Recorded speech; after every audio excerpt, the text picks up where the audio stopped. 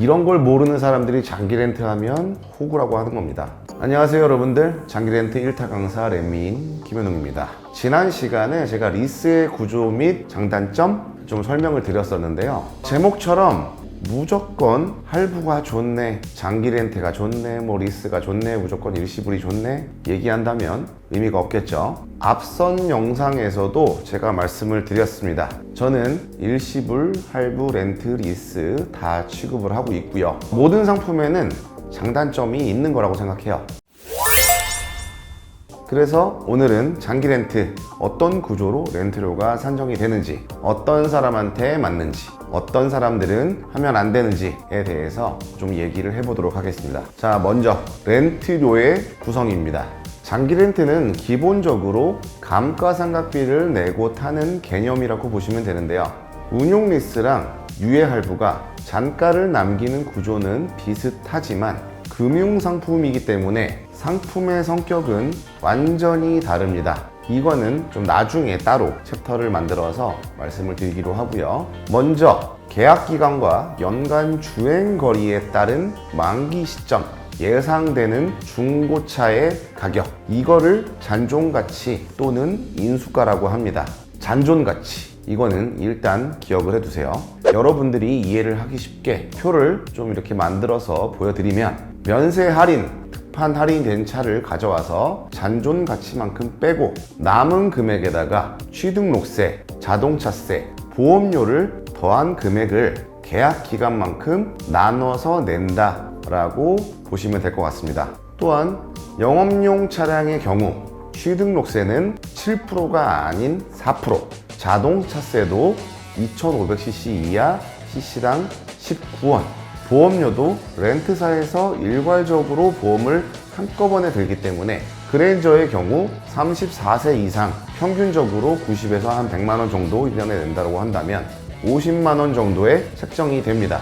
그러니까 물론 이거보다 더 조금 내는 분들한테는 좀 손해겠죠.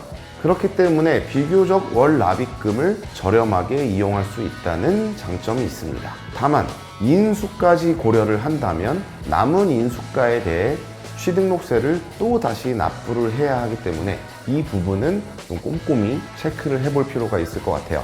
하지만 장기 렌트나 리스의 경우 만기 후 인수율은 그렇게 높지 않습니다. 이게 단점일까요? 장점일까요? 이건 다음 고객 유형 부분에서 제가 다시 설명을 드리겠습니다. 그렇다면 장기 렌트는 어떤 사람한테 유리할까요? 첫 번째, 주행거리가 많은 사람. 1년에 2만 킬로 이상 운행을 한다면 보통 장기 렌트 기준 5년이면 10만 킬로를 초과하게 됩니다. 신차를 사서 한 번이라도 팔아보신 분들은 아시겠지만 내가 예상했던 것만큼 가격이 잘 나오지 않죠. 더군다나 국내 정서상 10만 킬로가 넘어가는 차량은 중고차 시장에서도 잘 안 팔리는 축에 속합니다. 잘 안 팔리니까 중고차 매매업자들이 후하게 쳐줄 수가 없겠죠. 하지만 아까 제가 말씀드린 잔존가치, 장기 렌트 회사가 현재 20개 넘는 업체가 경쟁을 하고 있습니다. 이들의 경쟁의 그 쟁점은 누가 잔존가치를 높게 잡아서 월 렌트료를 낮게 만드는가입니다. 따라서 실제 여러분들이 만기 시에 중고차로 판매하고 받을 수 있는 금액보다 더 높게 잡아준다는 거죠. 금융사 입장에서는 고객이 반납을 하게 되면은 리스크고, 고객 입장에서는 이거를 잘 이용하셔서 편하게 막 타다가 반납해버리면 여러분은 그 갭만큼 이득을 보시는 겁니다. 이것 때문에 인수율이 높지 않다고 위에서 말씀드렸던 겁니다. 저렴하게 렌트를 내고 잘 타다가 반납을 하시면 여러분들이 이득을 보는 거고, 금융사는 손해를 보는 겁니다. 두 번째, 회사 업무용 차량. 비용 처리에 관해서 말씀드리려고 하는 게 아닙니다. 몇몇 이제 양심 없는 업체에서는 뭐 양심이 없는 건지 모르는 걸 수도 있어요. 렌트 리스만 비용 처리가 된다라는 식으로 홍보를 하는데 이거는 틀린 얘기입니다. 물론 사업자의 경우 지역가입자가 되기 때문에 차량을 사업장의 명의로 취득을 하게 되면 건강보험료가 올라가는 것은 맞지만 비용 처리의 유무는 모두 다 동일하게 적용이 됩니다. 제가 말씀드리려고 하는 건 개인 사업자나 법인 사업자나 대표자만 타는 그런 차량 말고 직원들이 타는 다 타는 그런 업무용 차량이 있는 경우에 회사 차량이 직원의 실수로 타다가 사고가 나는 경우 법인 전체 보험 수가가 올라가게 됩니다. 장기 렌트로 하게 된다면 보험 수가에 영향을 미치지 않으니까 무조건적으로 장기 렌트로 진행하심이 맞겠죠. 세 번째, 목돈이 쓰고 싶지 않은 사람. 차는 일시불이다. 일시불로 못 살 거면은 그 차는 살 능력이 안 되는 거다. 어느 정도 맞는 말이기도 합니다. 하지만 차를 일시불로 산다고 해도 관에 이 차를 끌고 들어가는 게 아닌 이상 매일, 매분, 매초 감가상각이 이루어지고 있습니다. 내가 구매한 가격과 판매한 가격의 갭이 내가 이 차에 쓴 비용이 되겠죠. 물론 이자는 안 나가겠지만 일시불로 사면 돈이 안 나가고 있는 걸로 착각하고 있는 분들이 많습니다. 소유보다는 이용에 초점을 맞춘다면 어떨까요? 차는 이동수단입니다. 자산으로 인식은 되지만 번호판이 달리는 순간 가치가 감소하는 그러한 자산이죠. 이걸 이해하는 분들은 굳이 차의 목돈을 쓰고 싶어 하지 않습니다.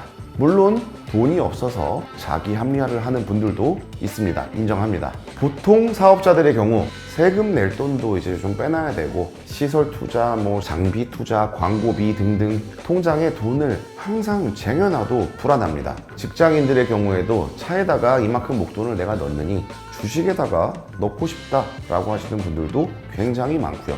이런 경우에 장기 렌트는 취등록세까지 월 렌트에 녹여낼 수 있기 때문에 초기 비용이 1원도 없이 조금 간편한 절차로 차량 이용이 가능하다는 장점이 있습니다. 자, 그러면 이제부터 여러분들이 정말 궁금해 하실 만한 가격적인 부분, 그래서 실제로 할부가 저렴한가, 렌트가 저렴한가, 이렇게 접근을 한다고 한다면 저는 정답은 없다고 생각합니다. 물론 장기 렌트를 인수까지 기준으로 풀할부 vs 무보증 장기 렌트 이렇게 한번 해볼까요? 통상적으로는 할부가 아주 조금 더 저렴합니다. 하지만 여러분들이 배제하고 있는 전제가 있어요. 그 전부터 차량에는 많은 사건 사고들이 있었지만 여러분들이 알고 있는 것부터 제가 말씀을 드리면 2019년 노제팬 렉서스 도요타 불매운동, 24년 4월 현재 아우디 브랜드 가치 하락, 전기차, 디젤차 가치 하락, 제규어 국내 사업 철수, 닛산 국내 사업 철수 등등 이런 것들을 4, 5년 전에 예상을 하셨나요? 아니면 4, 5년 후에 여러분의 차량이 무사고 차량이라고 장담할 수 있나요? 장담하신다면 의무보험만 들고 자동차 보험도 들 필요가 없겠죠? 그렇잖아요. 보험은 뭐하러 듭니까? 사고가 안 날 건데. 이런 생각까지 해본다면 잔존 가치를 보장해주는 장기 렌트가 오히려 더 저렴하다고 볼 수도 있겠죠. 총 금액 50만 원에서 한 100만 원 정도 더 싸게 살려고 하다가 500에서 600만 원은 그냥 깨질 수 있는 그런 경우도 생기는 겁니다. 다만 장기 렌트는 아무리 가치가 하락한다 해도 내 차가 수많은 사고로 똥값이 되어도 반납을 해버리면 그만인 겁니다. 여러분들 눈앞에 보이는 그 계산식이 정답은 아니라는 거죠. 이렇게 제가 얘기를 해도 본인 선택으로 다들 현명하게 잘 구매하시겠지만 그동안 차를 많이 구매해본 사람으로서 이런 의견도 있다라는 정도로 이해해 주시면 감사하겠고요. 제 의견에 동의하지 않은 분들도 많을 거라고 생각합니다. 다만 제 의견에 동의하시는 여러분의 카라이프에 조금이나마 도움이 되셨다면 구독과 좋아요 부탁드리면서 저는 다른 영상으로 찾아뵙겠습니다. 감사합니다.